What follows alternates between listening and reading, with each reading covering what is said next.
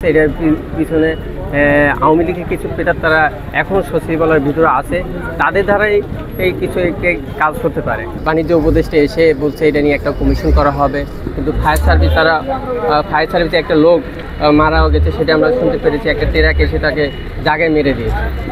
ওই ড্রাইভারদেরকে ধরে এখন আইনে আওতায় আনা হয়েছে। তারপরে আমরা দেখেছি ফায়ার সার্ভিস তাদের সর্বোচ্চ চেষ্টা করার পরও প্রায় 8টার দিক দিয়ে তাদের নিয়ন্ত্রণে নিয়ে এসেছে। এর আগে আমরা দেখেছি প্রথম বিল্ডিং থেকে দেখবেন মাঝখানে বিল্ডিং আগুন ধরে, যদি পরিকল্পিতভাবে যদি না হয়, একটা বিল্ডিং থেকে অন্য একটা বিল্ডিংয়ে যেতে হলে কিছু সময় লাগে, কিন্তু দাও দাও করে একটা বিল্ডিং থেকে আরেকটা বিল্ডিংয়ে চলে গেছে পরিকল্পিতভাবে। আমরা অনেক নাগরিকেরও বলতেছে এটা পরিকল্পিতভাবে হতে পারে, কিন্তু কমিশন বলছে 5-7 সদস্য একটা কমিশন করা হবে, তদন্ত করে নিখুঁতভাবে তদন্ত করে দেওয়া হবে এটার ভিতরে কারা দায় আছে। কিন্তু সাধারণ জনগণ বলতেছে এটার পিছনে আওয়ামী লীগের কিছু পেটার তারা এখনও সচিবালয়ের ভিতরে আছে, তাদের দ্বারাই এই কিছু কাজ করতে পারে।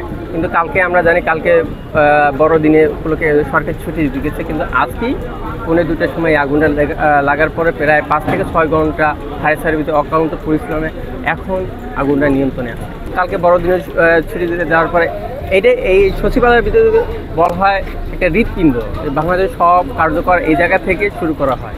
কিন্তু দেখেন এইটার ভিতরে যে আগুন লাগে, সাধারণ মানুষ কিন্তু এটার ভিতরে ঢুকতে পারে না। সাধারণ এই কর্মচারী ছাড়া কিন্তু সাধারণ মানুষ এটার ভিতরে ঢুকতে পারে না। তারপরে এটার ভিতরে থেকেই আগুনটা লেগেছে।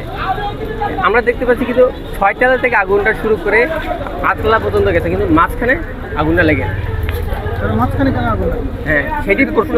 পরিকল্পিতভাবে যদি না হতো, আগুনটা দেখেন এক সিরিয়ালভাবে লাগার কথা ছিল, কিন্তু সেটা হয় না।